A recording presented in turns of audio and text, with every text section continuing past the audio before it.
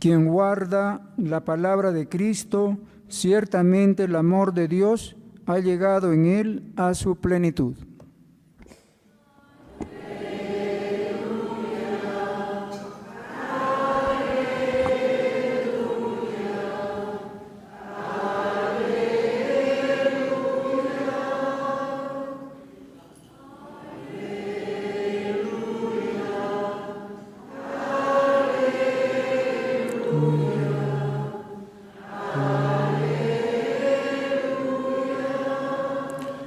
El Señor esté con ustedes. Y con tu espíritu. Lectura del Santo Evangelio según San Mateo. Gloria a ti, Señor. En aquel tiempo dijo Jesús a sus discípulos: habéis oído que se dijo ojo por ojo, diente por diente. Yo en cambio os digo, no hagáis frente al que os agravia. Al contrario, si uno te abofetea en la mejilla derecha, preséntale la otra. Al que quiera ponerte pleito para quitarte la túnica, dale también la capa. A quien te requiera para caminar una milla, acompáñale 2. A quien te pide, dale, y al que te pide prestado, no lo rehuyas. Habéis oído que se dijo, amarás a tu prójimo y aborrecerás a tu enemigo. Yo en cambio os digo, amad a vuestros enemigos y rezad por los que os persiguen. Así seréis hijos de vuestro Padre, que está en el cielo, que hace salir su sol sobre malos y buenos, y manda la lluvia a justos e impíos. Porque si amáis a los que os aman, ¿qué premio tendréis? ¿No hacen lo mismo también los publicanos? Y si saludáis solo a vuestros hermanos, ¿qué hacéis de extraordinario? ¿No hacen lo mismo también los gentiles? Por tanto, sed perfectos, como vuestro Padre Celestial es perfecto. Palabra del Señor. Gloria a ti, Señor Jesús.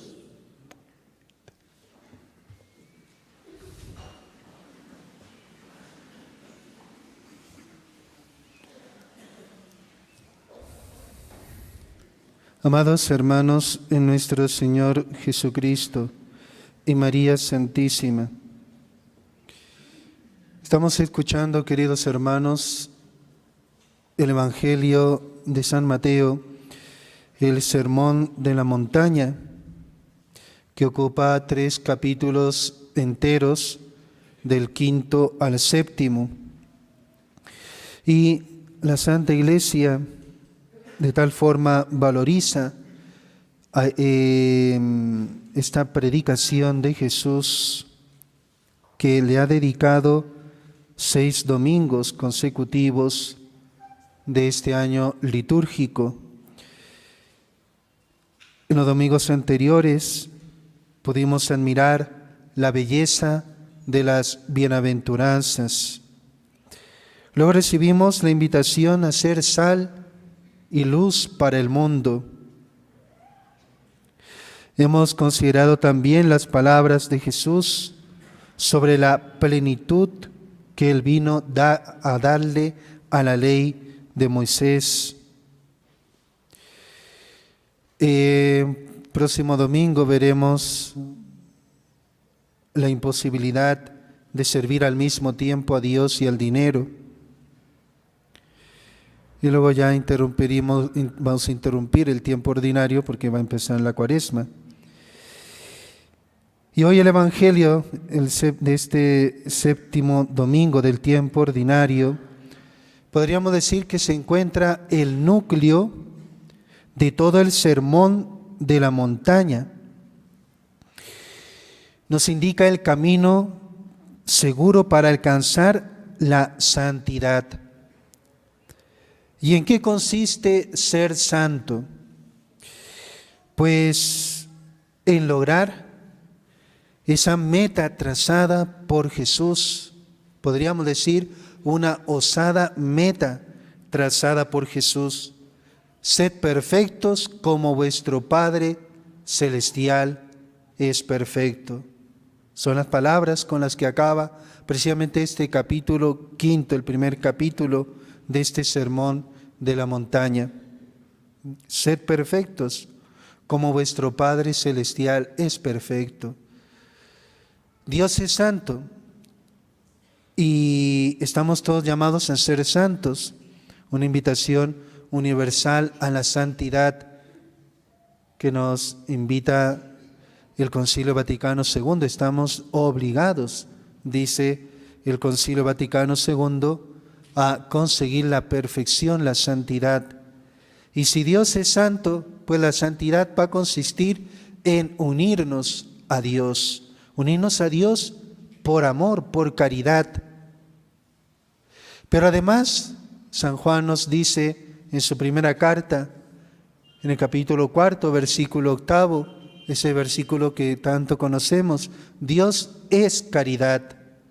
Está dando una definición de Dios. Dios es amor, Dios es caridad.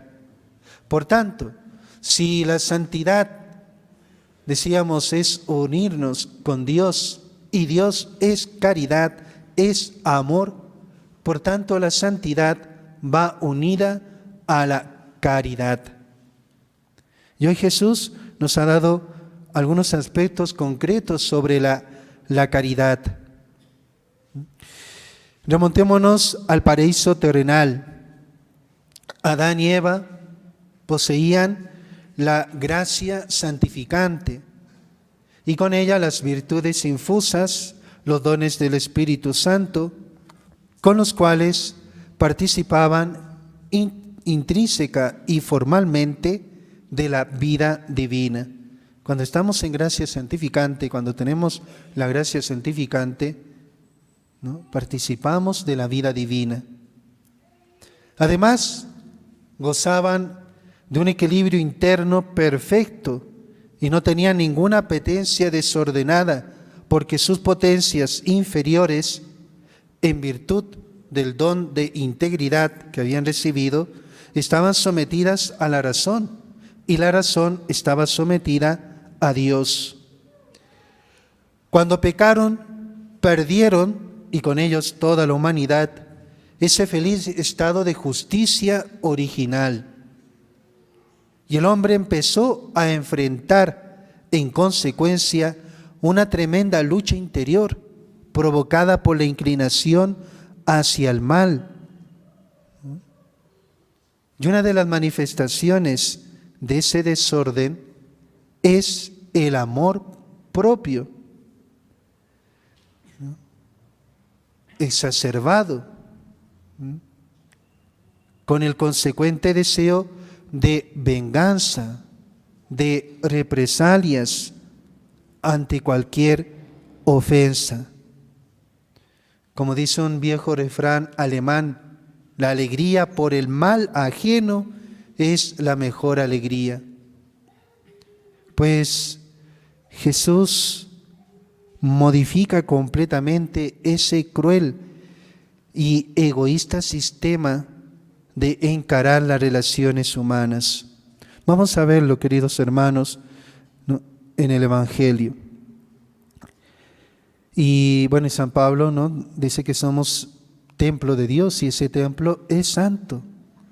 San Pablo ya da de hecho que todos somos santos.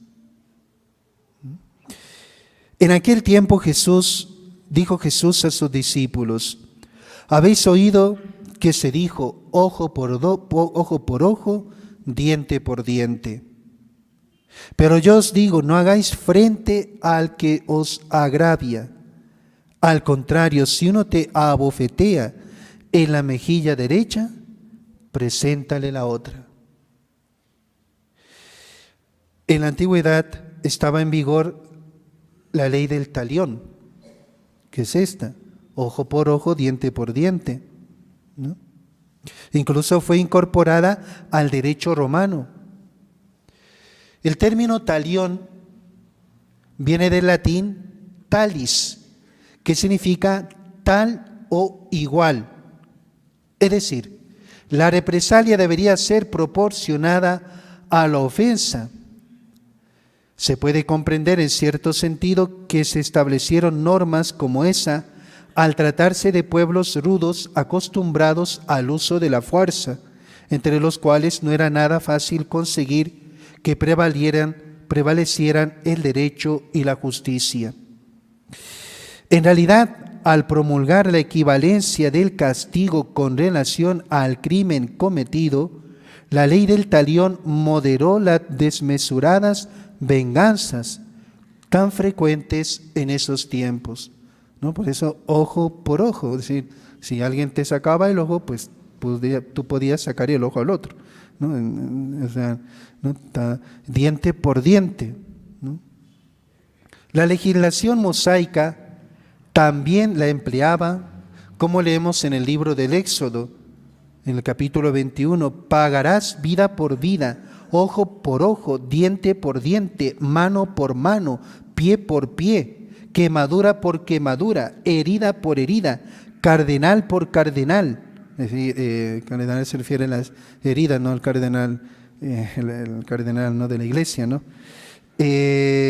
Aunque al principio la aplicación de esa ley fuera competencia únicamente de la legítima autoridad, más tarde, con la decadencia de las costumbres, los particulares empezaron a tomarse la justicia por sus propias manos y según sus criterios, llevando a cabo atroces represalias contra sus adversarios. Y entonces, para prevenir a sus discípulos contra sentimientos de rencor, el Señor les dice: si uno te abofetea en la mejilla derecha, preséntale la otra. Hay que reprimir, hay que, mejor dicho, no dejarse llevar de esos sentimientos de rencor.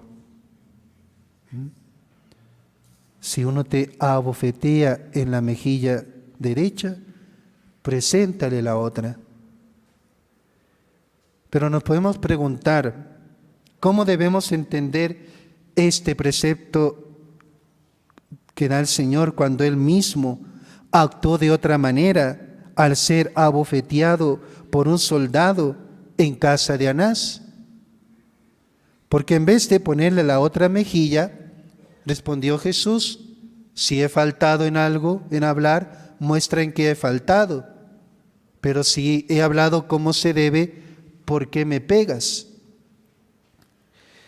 Jesús vino a implantar una nueva mentalidad. Quiere que el egoísmo sea eliminado de nuestro interior, hasta el punto de que no reaccionemos por amor propio cuando alguien nos ofende o abofetea injustamente, y que sobre todo consideremos el ultraje cometido contra Dios por la violación de sus mandamientos. Desde esa perspectiva, ofrecer la mejilla al agresor supondría inducirlo a que cometiera un pecado más, en lugar de llevarlo a caer en sí. En realidad, lo que el Señor buscaba interpelando a su verdugo era el bien de esa pobre alma, dándole la oportunidad de corregir su error. Aunque probablemente el infeliz no tendría noción de que estaba abofeteando al mismo Dios, no por eso su censurable brutalidad dejaba de ser una falta grave al bien y a la justicia. Bien. Con su serena respuesta, Jesús estaba tratando de poner en orden la conciencia de su agresor. Eso es lo que hay que procurar con nuestra actitud, ¿no? No se trata, ¿no? Si te bofetea la mejilla derecha, no se trata que vas a poner la otra y te va a dar otro golpe, porque es que cometa otro pecado más. Se trata que tú reacciones sin dejarte llevar del amor propio, pero de tal manera que el otro caiga en la cuenta del mal que está haciendo. Es lo que se cuenta de San Francisco de Sales, dicen de él, de santo de la mansedumbre, ¿no? que tuvo que luchar mucho para conseguir esa mansedumbre. Pues dice de él que en cierta ocasión, siendo ya obispo, se halló ante un noble que le soltó las mayores injurias.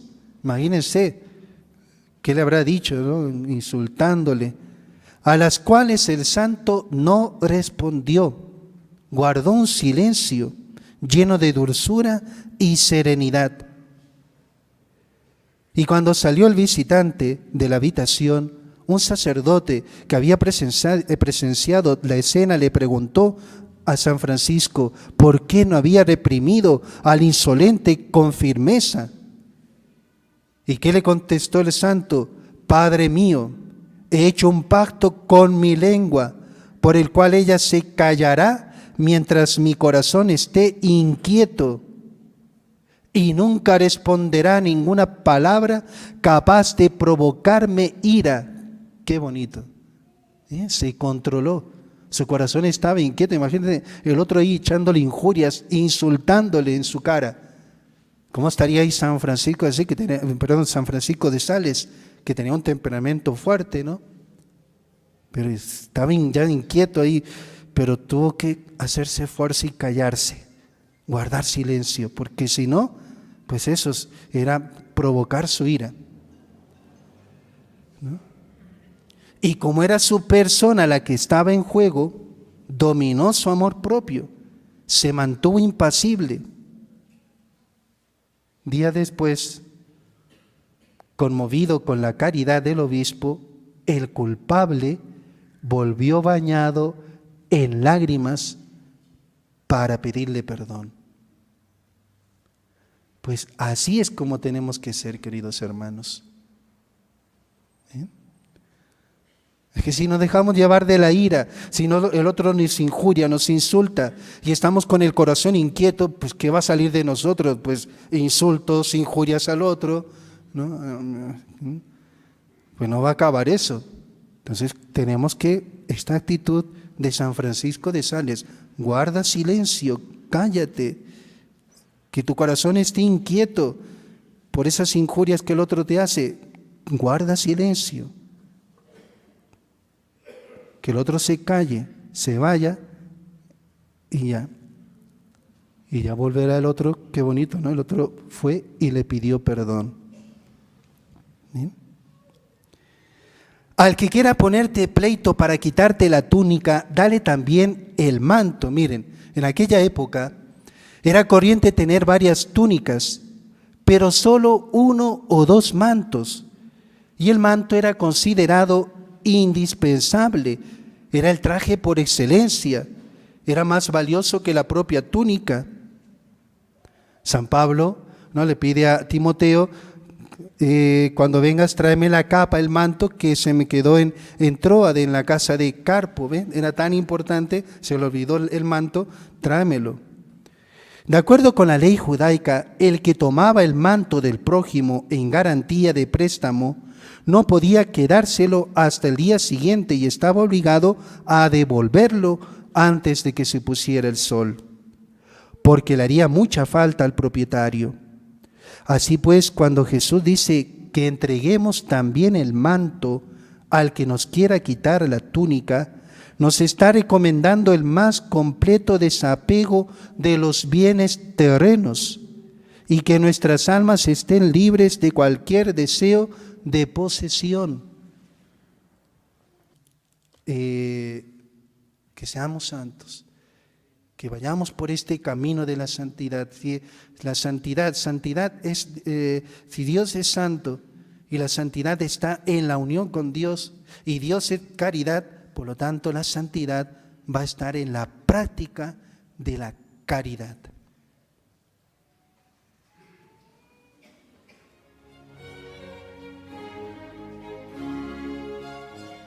Reflexionamos brevemente sobre el Evangelio y la homilía que acabamos de escuchar.